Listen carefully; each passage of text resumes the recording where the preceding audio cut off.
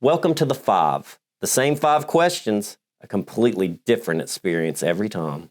I met today's guest a few years ago when one of my buddies was going to introduce me to his new girlfriend that he really wanted me to meet. What he didn't know that day was he was reuniting two twins that just didn't know that they were missing each other. I always joke that this is the female version of me. We get along flawlessly because we hurt ourselves all the time. We love nature, and a lot of times we're kind of clueless and oblivious to anything that's going on, but we seem to figure things out. So why don't you introduce yourself and tell us a little bit about yourself? Well, Brad gave me a pretty good introduction there. My name is Sarah Beth. I'm a whitewater raft guide on the Ocoee River. Actually just stepped up and bought the place that I've been working at for 8 years now, and I'm super excited about that. I'm in a big transitionary period in my life, I feel like. And it's been really cool to, hang around my close friends and have everybody like Brad be there for me. And I don't know, I guess that's all there is about me right now. Oh, that's not all there is about you right now. We're about to actually get into that right here. You know the drill. I'm about to ask you 5 questions. You just take your time, answer them however you like. There's no time limit. You ready to do this? I'm ready. All right. What's the weirdest thing that's ever happened to you? I struggle with this one because I have a lot of really weird interactions because when I get weird vibes from somebody, that doesn't necessarily make me back off like it maybe should. My self-preservation instincts are, but I don't know. Probably the weirdest one that ever happened to me was in my childhood. So growing up, I had an aunt, and I just thought she was the coolest person ever, and I wanted to be at her house all of the time. And anytime I was there, me and my little cousin would do the sketchiest stuff. Like we were obsessed with abandoned buildings. So we would climb into old barns and check stuff out. Our favorite swimming hole was a giant rotted silo in the middle of a lake that we would like climb up where the bricks were missing and like jump off the outside.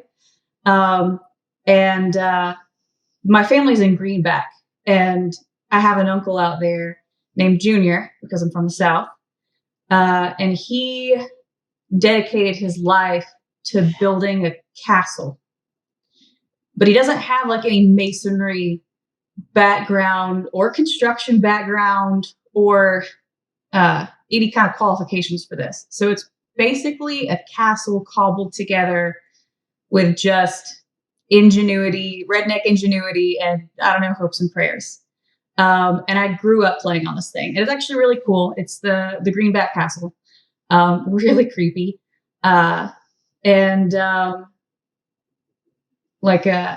all old chess pieces. And like, if you go up to the top, the pillars, like the little things that are on top of all the castles, if you look closely at them, you can see the word solo on the bottom of them because it's just concrete molded with a solo cup. But one night, me and my cousin decided that we were going to go to the castle after dark. And so we, snuck out, which was pretty common for us, and went to this castle. And there's a room in the castle that you can't get to. I don't know if he had planned on building stairs and a ladder and it just never happened, or if that was some kind of quirky intention, but you have to like scale this wall to get up into it.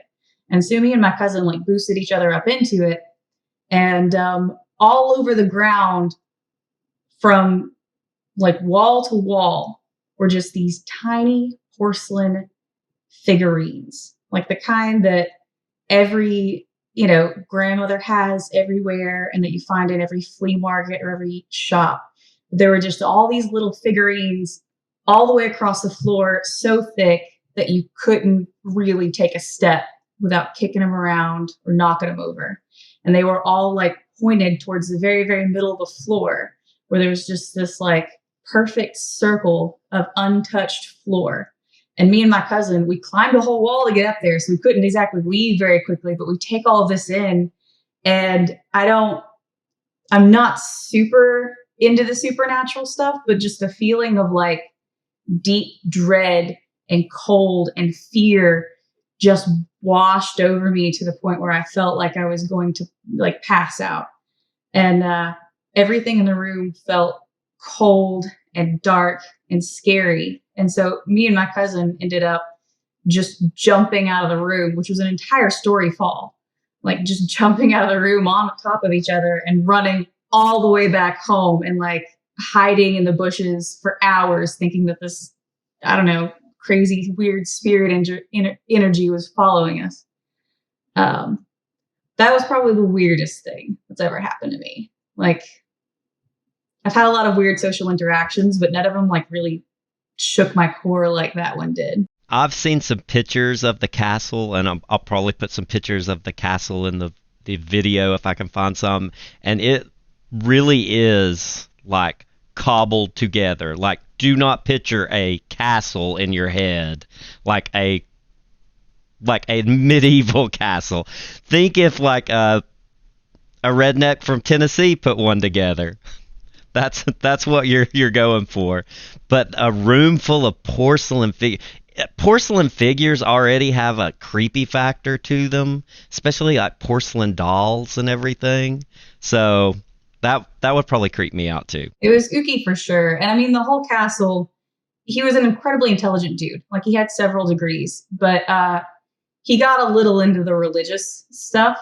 And so he would see like faces in the pourings of concrete. So if you go there, there's like all of these like circles of paint, and he'll say this is an angel or a deity, or this is a long dead family member, or like there's a wall where all of my family's names are carved in it.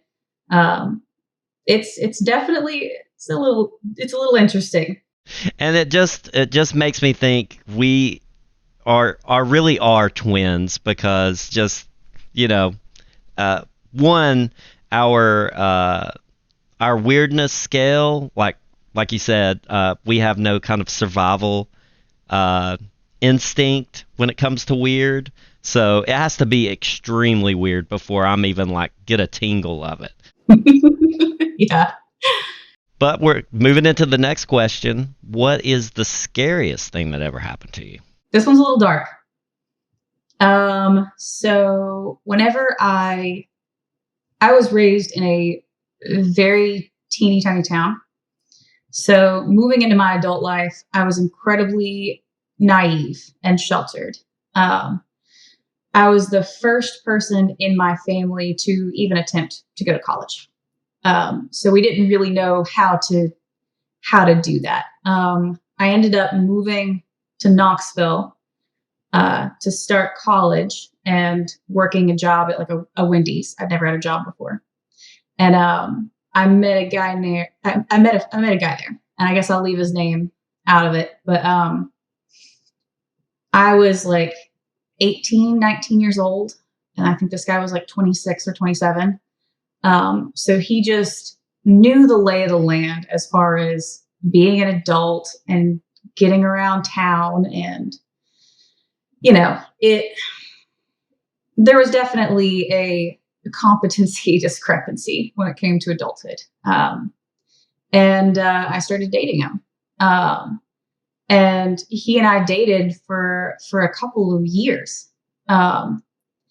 And I don't remember most of that relationship for reasons that I'll get into in a minute. But the two scariest things to happen to me both happened with him, and one kind of leads up to the other. So I'm kind of getting two stories out of this, but they're related. One of the scariest things that ever happened is he took me to this party, and he talked me into riding out there with his friends, which I always drove. I never did that, but he really wanted to ride with his friends. So we all rode out to this party with these friends, and it was this huge, monstrous house. It's a very nice mansion-y house. And I don't, I'm poor. All my friends are poor. I'd never been to anything like that before. And I wasn't really sure why he was invited to this either. Like, that was already kind of red flaggy and confusing to me.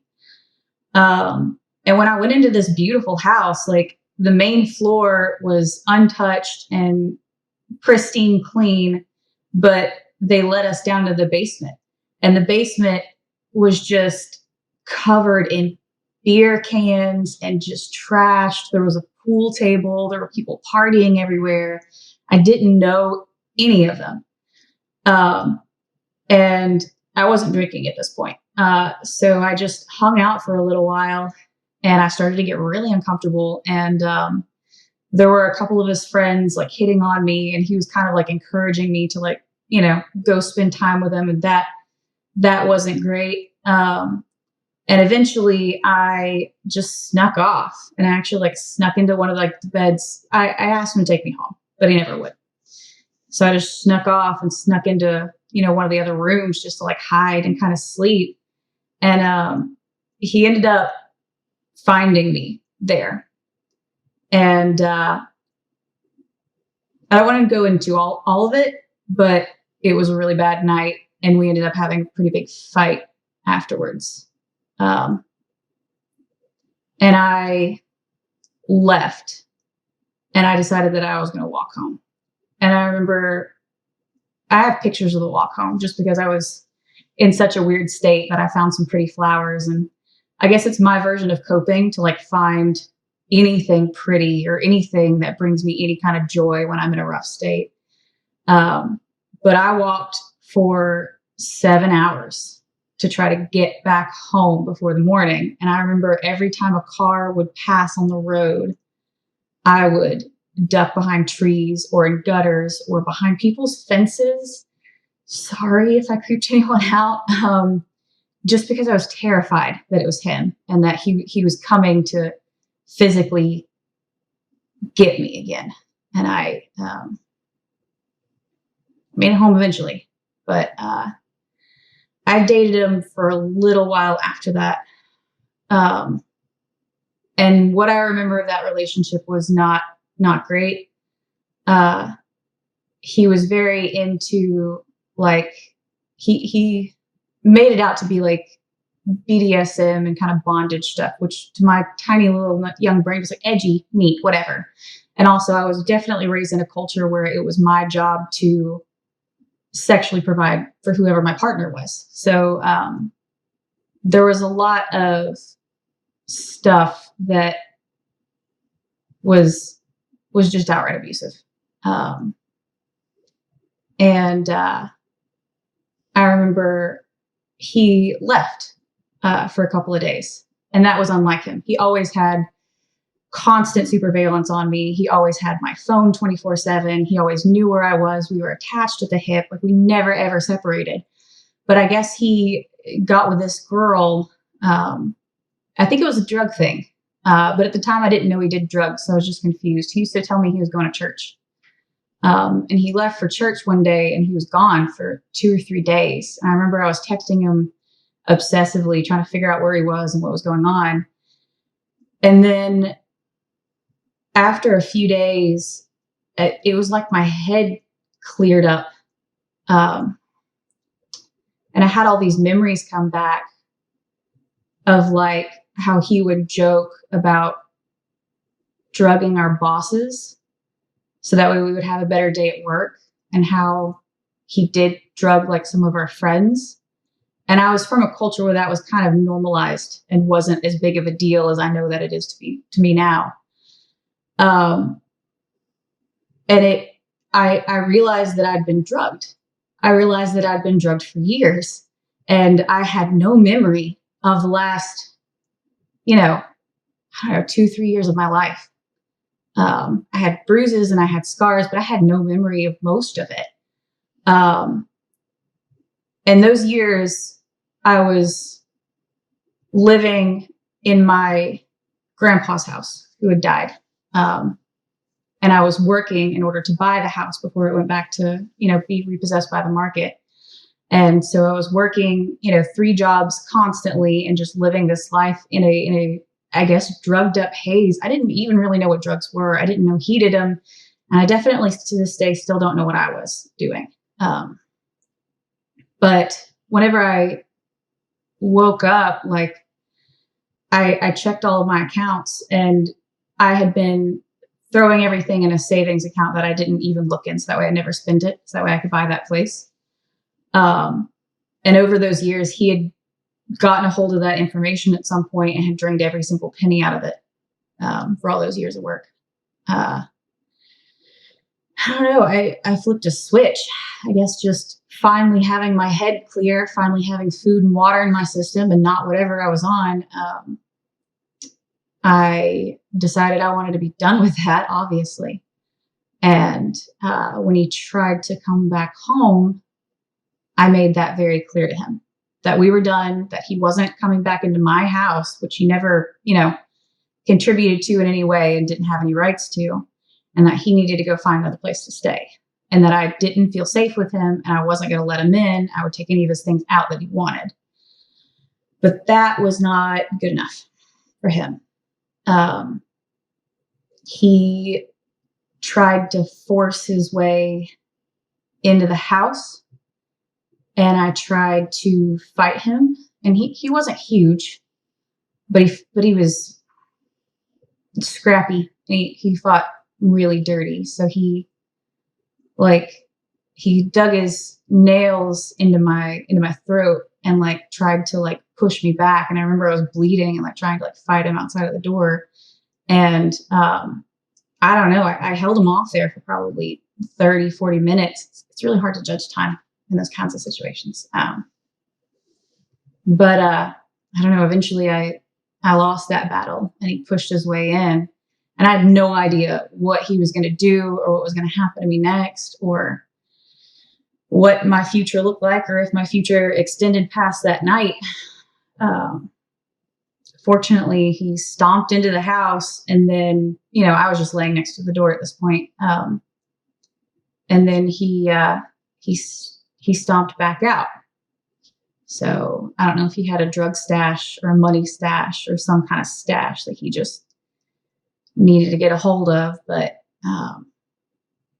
I was really relieved that it wasn't me. So, but yeah, that was probably the scariest thing to ever happen to me. That's absolutely horrible. And not just a scary moment to be drugged for years. I think that was what was the biggest deal to me, that realization. The realization that you can go for years and be taken advantage of and be in an abusive situation and not know what's going on. It's a frog in boiling water. If it happens a little bit at a time, you just don't notice. And you can't notice without that perspective. I know that will never happen again. I know that too. I've got good people around me now, and I'm a very different person now. Yeah, there's no way that could happen just because if you was to disappear for more than a day or two, there would be people coming and looking for you. And plus now you have employees that would be looking for you and you'd have everything else. So you traded all that off for responsibility. Being drugged or responsibility, both of them seem kind of rough. I'll probably take the responsibility. But you're right. Both for love and for other reasons. I don't think I could ever go missing for a stretch of time like that. I'm closer to my family now than I was then. I've got a community that really relies on me and that I feel very deeply responsible for and that I love very much. And then on top of that, I have, the friends group that I have with you that I'm in constant contact with. We do everything all the time together. And even just having those connections with people, I can't ever imagine getting in a situation like that because there's so many people who care about me who would notice. Forget bruises. They notice if I'm having a bad day or haven't had my caffeine yet. They notice and they genuinely care. And honestly, friends and community are so vital to making sure stuff like that doesn't happen to people.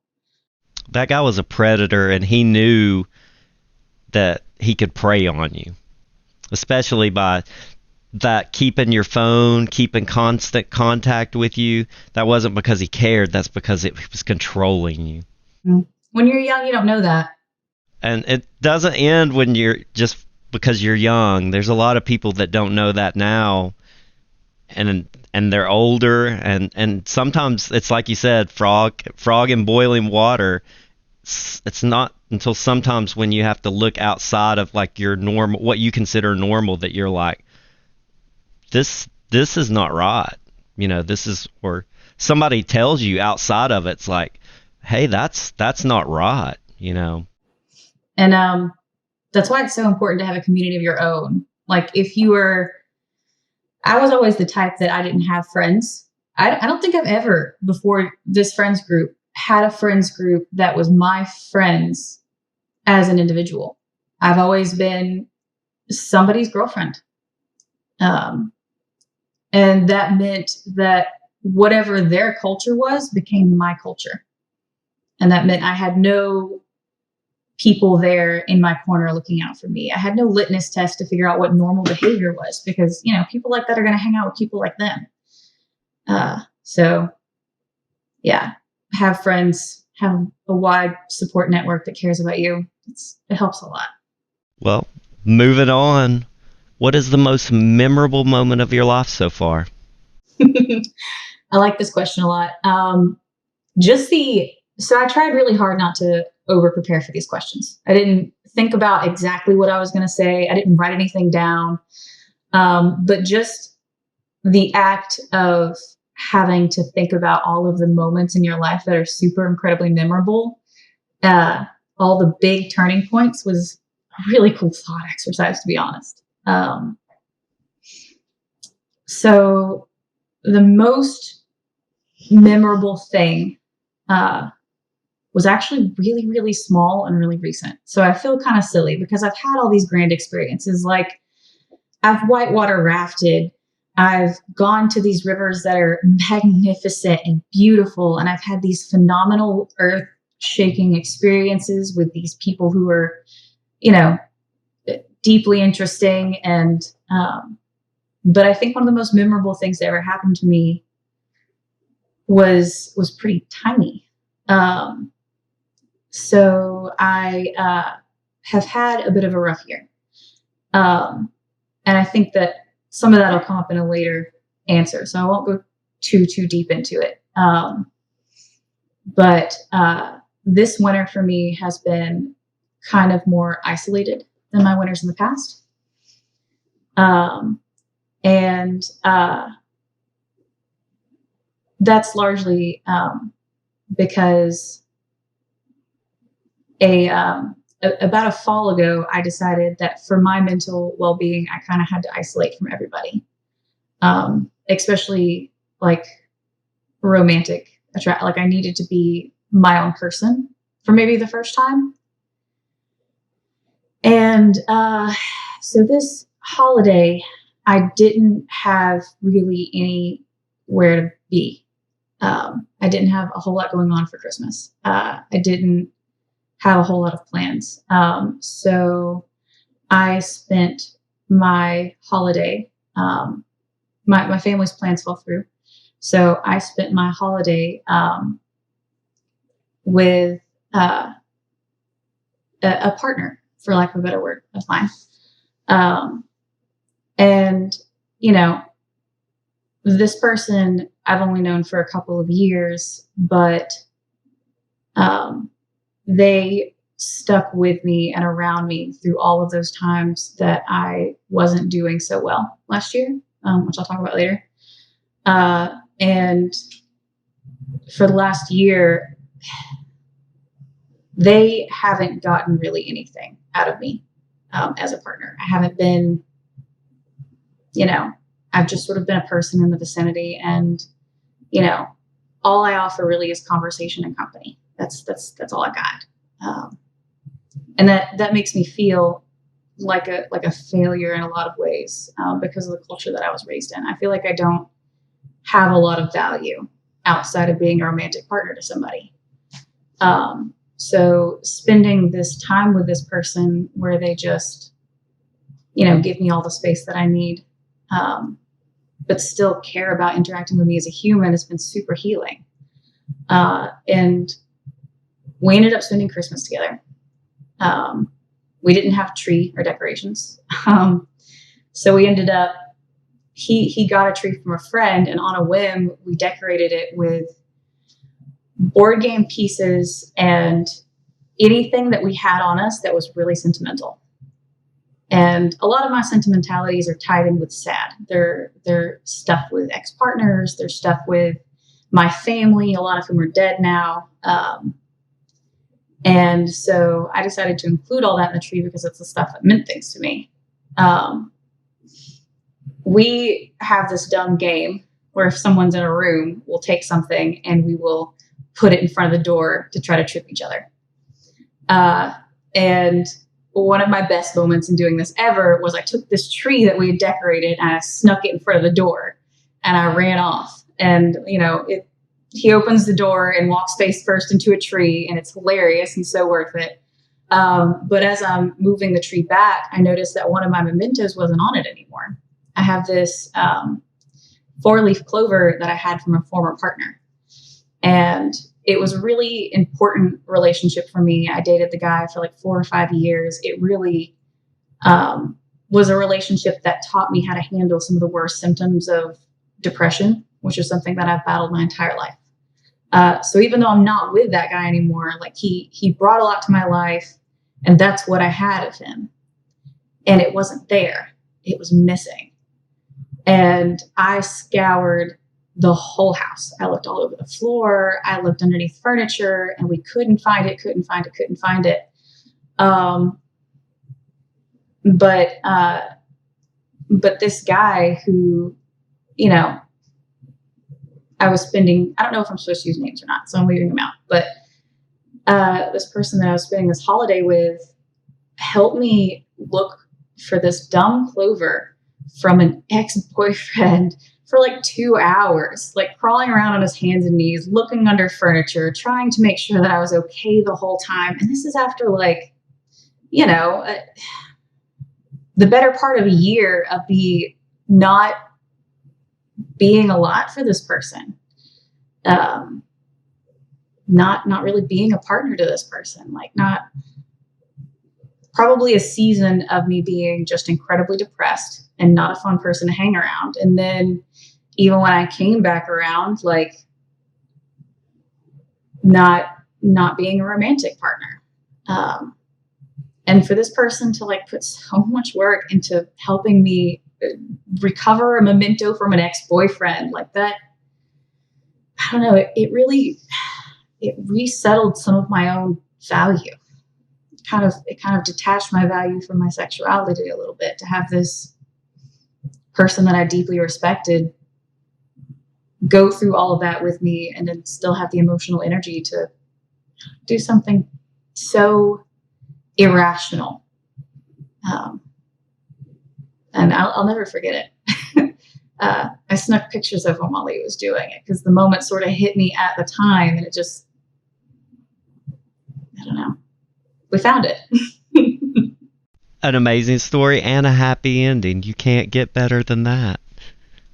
It's a silly happiest memory. I know that. It's not like one of the pivotal ones. It's not graduating or having a baby, but it's the one that came to my mind whenever I heard the question. So I think the small memories like that are sometimes the most important. Like grand things.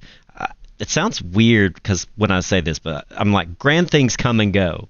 And I think we are both, like I said, as being twins, we both have really great lives. We've done a lot of stuff because we put ourselves out there to do a lot of stuff.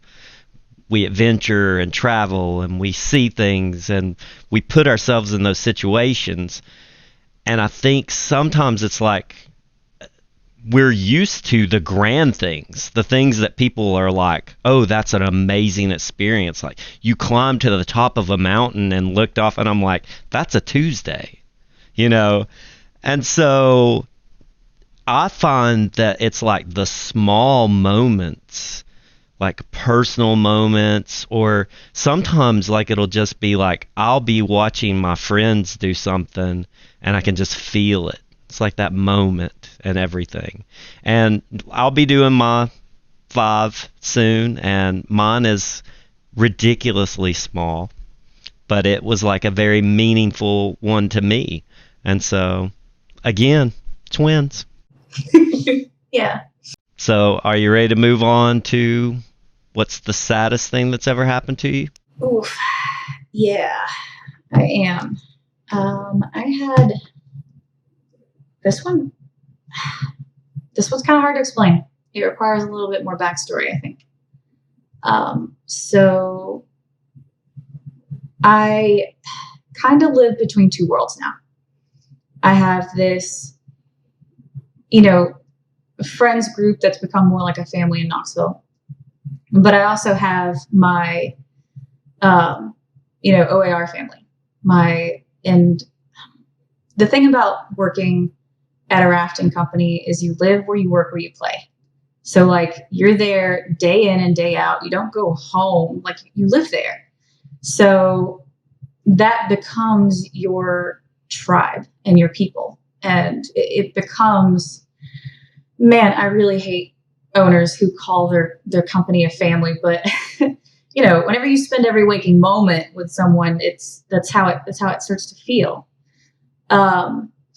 And last year, I guess it's been maybe a year and a half ago now, not last summer, but the one before that.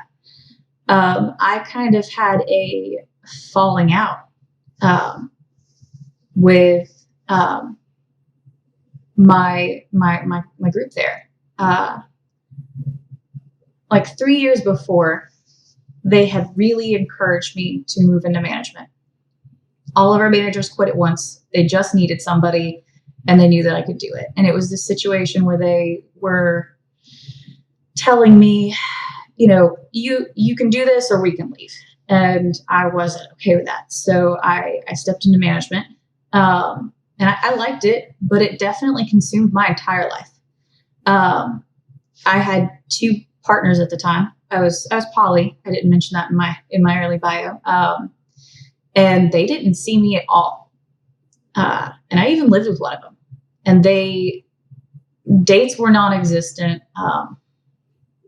The place consumed my entire being. And I have a little bit of people pleaser in me, to where I feel like if I'm not doing my job well enough, then I just feel terrible, which makes any kind of responsibility that I'm not, in charge of sort of a slippery slope.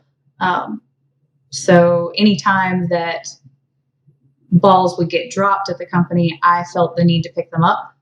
And eventually I had too much to really have a life of my own. And that kind of isolated me from my coworkers, my family at OER. Like I stopped seeing them. I stopped hanging out with them. I stopped connecting with human beings, full stop for the most part. And that went on for a couple of years, kind of me always telling myself, it'll be better, it'll be better, it'll be better. And then summer before last, I had a falling out with a boyfriend, with a partner who I worked with there. And there was a lot of dishonesty, and not necessarily on his part, but with the situation, and a pretty decent dosage of like manipulation. And I started to kind of feel weird around my friends group, and I didn't know exactly why. I've had a couple of boyfriends tell me that I sort of live in my own world, where I think that everyone has my best interests at heart. And if somebody has something, a problem with me, they'll tell me, and it'll be a discussion. And I stomp through life expecting that. So when things don't go that way, when I'm being lied to, when I'm being manipulated or taken advantage of, it takes me a really long time to notice. And unfortunately in this situation, my friends at OAR were also kind of being lied to about me. I'm not the most socially apt. I heard it put on the internet in a way that I like. I have a touch of autism, and it's well managed, but I don't, because of all that distance, all that space, and all that awkwardness. There was a lot of dishonesty that got spread around me that put distance between me and my entire little family down there. And nobody ever had the guts to kind of step through that veil and tell me what was going on and tell me what they thought of me. It was my entire group of friends, my entire community. I mean, humans are communal people. When you're being rejected from your tribe, it feels like dying because, when we evolved, we're interdependent. We rely on each other. So if it feels like you don't have a tribe anymore, then it's deeply harmful. So I had that going on. And that was terrible. And then the long-term partner that I mentioned earlier, the Clover guy, in the midst of that, very suddenly, he left.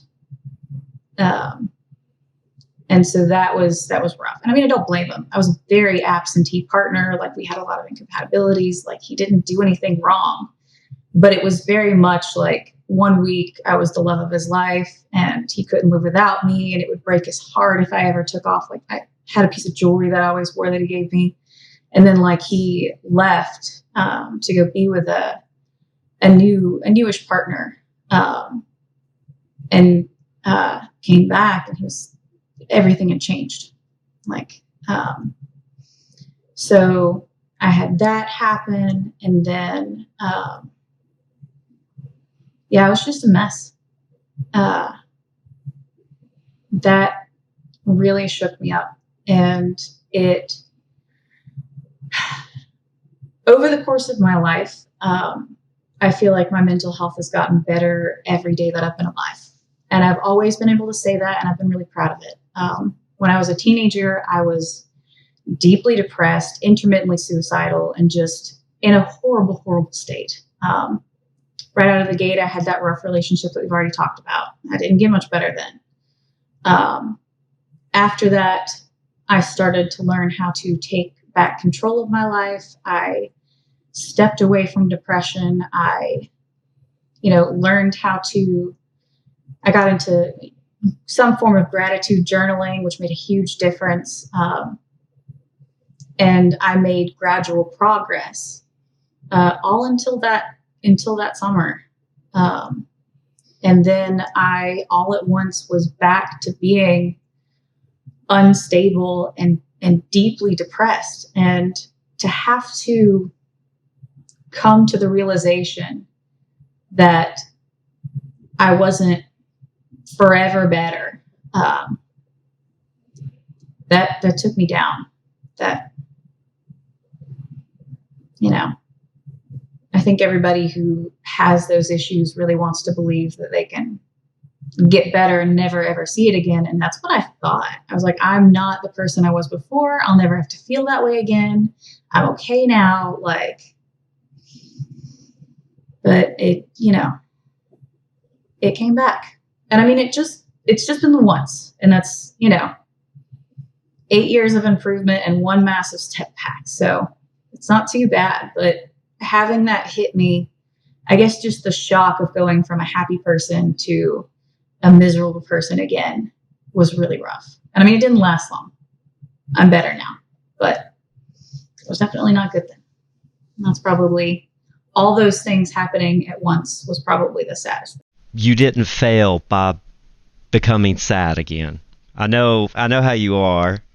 And I can see the disappointment in your eyes when you're saying, but I thought I would never do that again.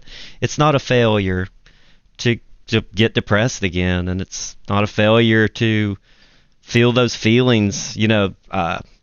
I'm a confident person now. I used to not be a very confident person, And sometimes that non-confident person will just sneak up on me out of the blue, and I'll walk into something and all of a sudden I'm that person again. And I know how I feel like I've fallen backwards or I've done something, but I've had to learn that that's not a failure of anything. That's just life. That's sometimes you're going to feel confident. Sometimes you're not going to feel confident. We got a lot of chemicals going on in there, and sometimes they're not in the right ratios we need, and that's not our fault. Yeah. Just having my mental health negatively impact the people in my life. Again, I think that was the hardest part of it. I love you, and I'm glad that's over for you now, or at least better. It's a lot better. Honestly, this past half year has probably been the best year of my life. I sort of learned, I stepped out of that dark space with a couple of lessons about putting my own oxygen mask on first. And taking care of myself as if I am a person. And I think that I've internalized those in some pretty deep and meaningful ways. And I've also really cultivated some healthy relationships and some friendships. And I'm starting to step away from, having all of my connections be attached to significant others and having my life be so frail. So I feel a lot more stable now. I feel a lot better now. And also I have, massive responsibilities that keep me working constantly, but happy and engaged and motivated and inspired. I work with my family now. So having them in that community constantly around me, having the friends group that I have with you, constantly around me and spending time with them and engaging with them, it stabilizes me a lot. And I'll talk a little bit more about that later, but I think that's probably my sad moment. Let's head into it. Based on your life experience so far, what's the best advice you could give the people out there listening? Can my advice have backstory? 100%. That's what we're here for. Last October, not this past October, but the one before it, I was in that incredibly dark space. And for the first time in, the better part of a decade, I was not really in control of my emotions. They were in control of me. In some ways that got dangerous and scary. And I remember, settling into not trying anymore and not really looking for a way out. I remember settling my affairs. I remember, we had a party. We had a Halloween party. And I remember before I came to that party, like I had written my notes.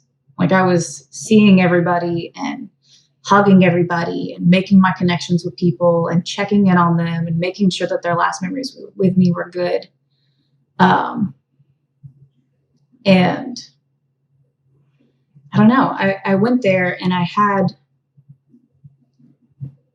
that sense of community that I'd lost. I had my faith in people shaken. I had lost that happy-go-lucky, everyone is in my camp, everyone is going to talk to me if there's a problem. I'd lost that. And I lost it across the board. I felt like if it could happen with my community at home, it could happen anywhere. And I don't know, I had a good night and I made a lot of connections with people and I talked to people and that stayed me over for a little while. And I sort of took stock of things and stopped shouldering the responsibilities that were taking so much out of me. And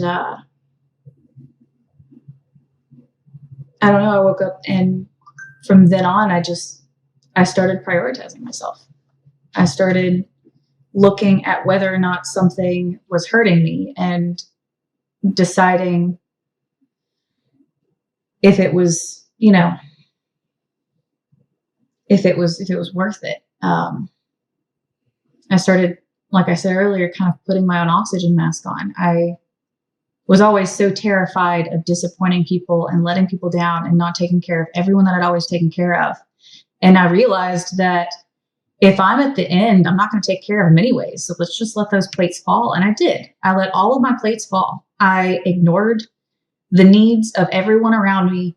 Finally, I just focused on myself and made everyone else responsible for themselves. And that kind of changed everything. I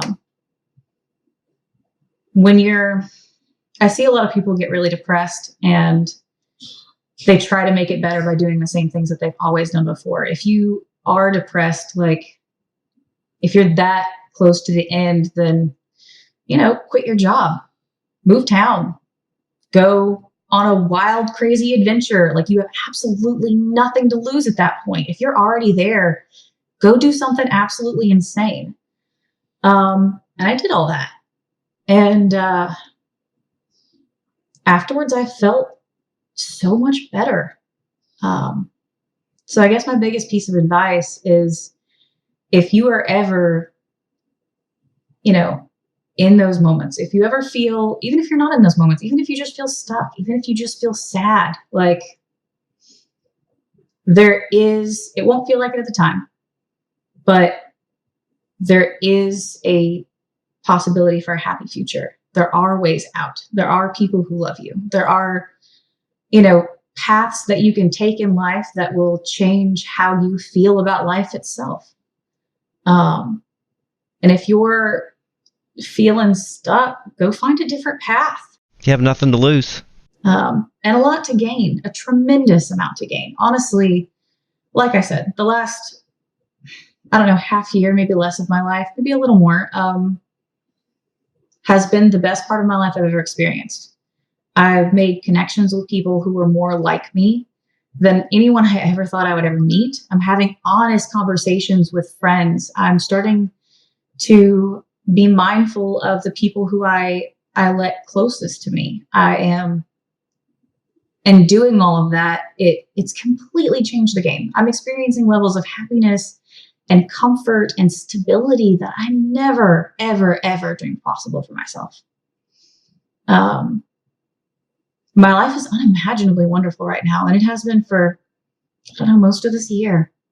And I'm so glad I didn't miss out on that.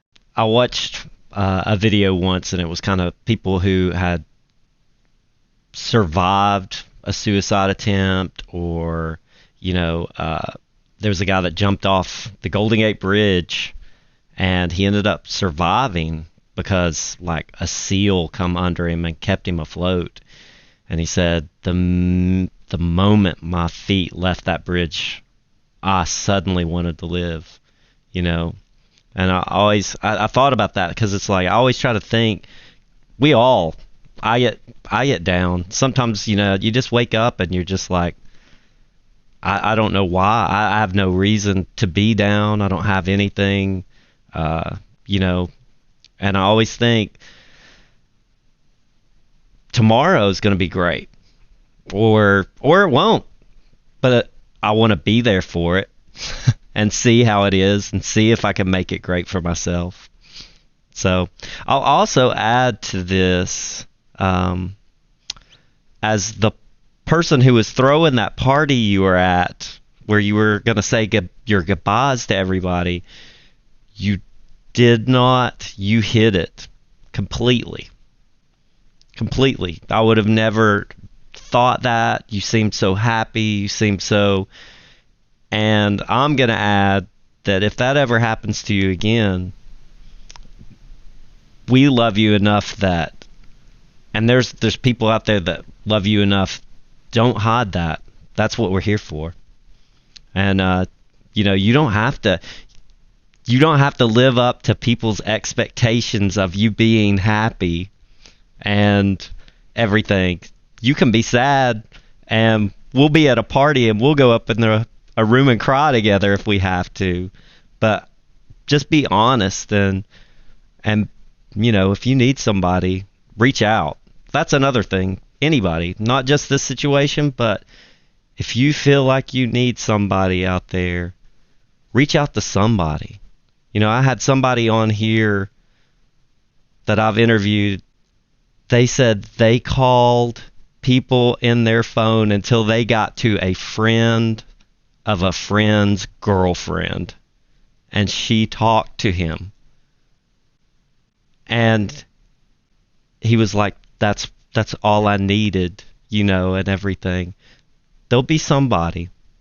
Everybody's got somebody, that'll listen at least. So don't give up. Reach out.